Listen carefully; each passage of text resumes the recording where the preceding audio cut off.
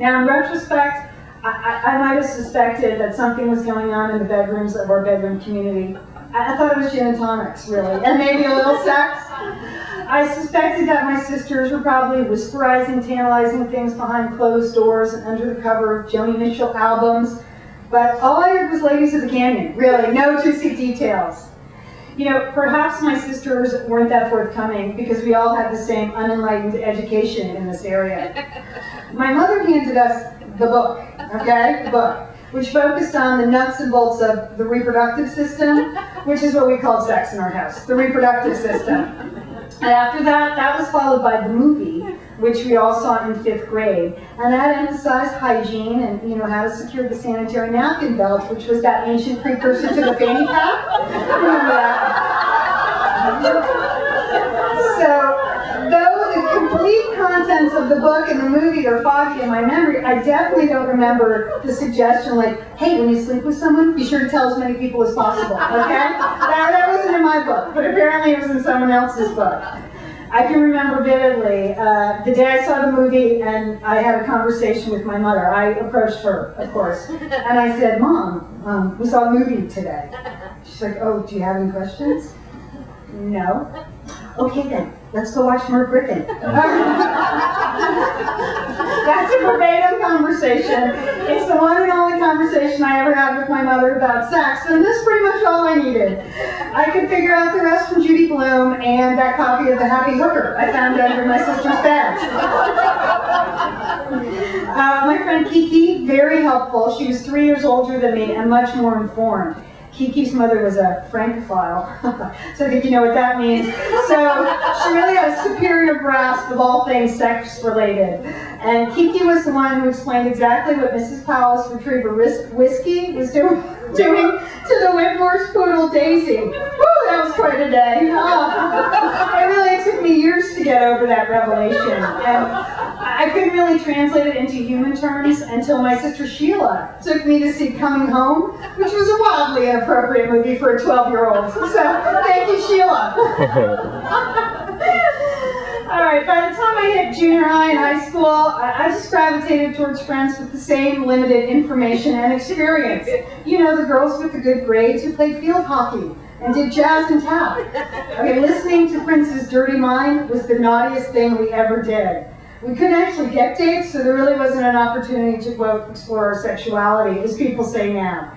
You know, back in the day, those kind of conversations took place face-to-face between teenagers, so talking about the sex we weren't having was just kind of pathetic. We couldn't really fake it as easily as kids today behind online personalities and virtual dates, so we didn't even try. Sure, we liked boys, and occasionally they liked us, but not enough to stop any of our other interests, frankly, so let's move on. It was much more fun recreating go-go videos in our bedroom. We were pleasantly in a bubble, not prodded by pop culture to grow up too soon. So fast forward 25 years later, here I am. I'm a mother with 2 kids and a husband. And along the way, I seem to have internalized the idea that sex is part of a healthy and loving relationship, but it is not a proper topic at a cocktail party. But that does not seem to be the case amongst my peers. Take a look around, you see the belly rings and the tattoos on grown women, and it's clear my generation is not taking aging very well. I think the older this crowd gets, the more they yak about sex. I'm 50 and I'm having the best orgasms of my life, I heard a woman at the hair salon say in a stage whisper to her stylist. Now, I'm no medical expert, but I don't think that revealing this sort of intelligence to a guy named Damon in a yellow silk shirt actually stops the aging process. And it probably grosses Damon out. I have no doubt that the woman in the highlight foils thought that it might. If I can talk about it, then I can still do it. And if I can still do it, then I can still breathe. And intellectually, I know that I should applaud any woman who has the cojones to make that kind of statement, but it skeeves me out, okay? It skeeves me out. And here is the crux of my dilemma.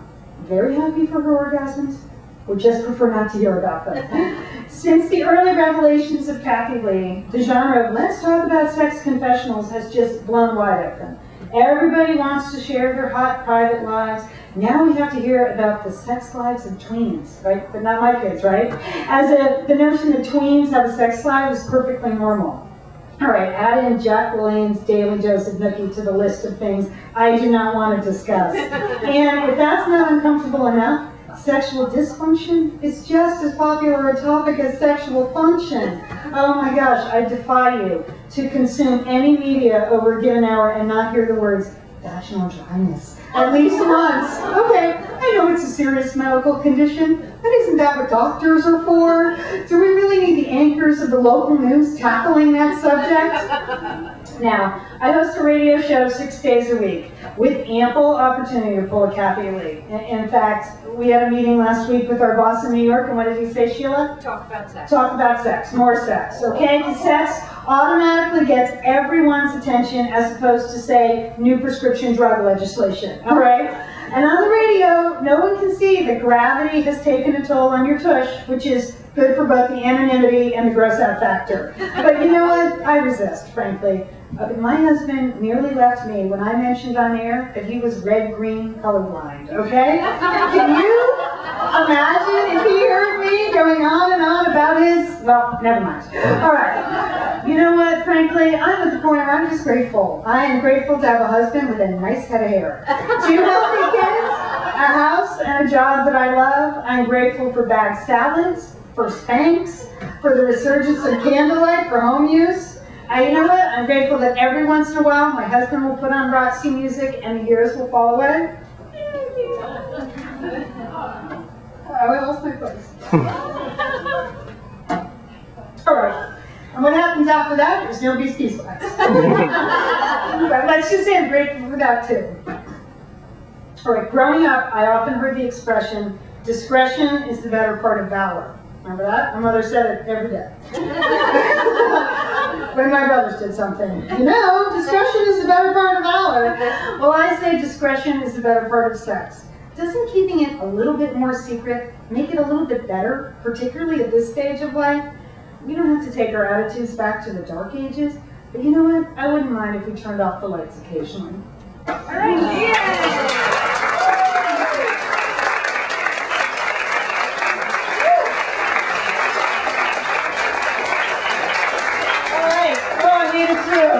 Oh no, now I see neighbors. I'm really glad